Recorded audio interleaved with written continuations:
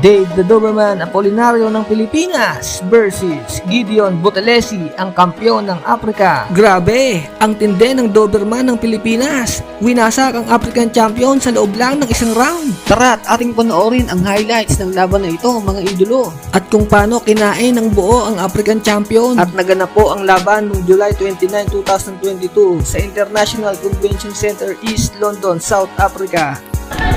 Kalitin mong jab, pintok na! Pintok kong jab, pintok kong jab! Pintok kong jab!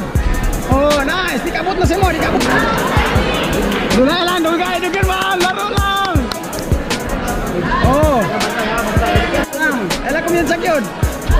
Nice! Nice jab! Ano lang? Labira! Taas to, taas to!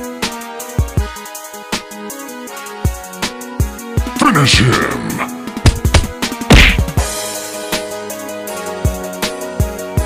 Your opponent. There he is. He's done it. And down goes Buthelezi and he's badly hurt. And looks like as though he doesn't want to fight. Gideon Buthelezi's been knocked out in the first round. At naiuwi po ng ating kababayan ng IBO Flyweight title.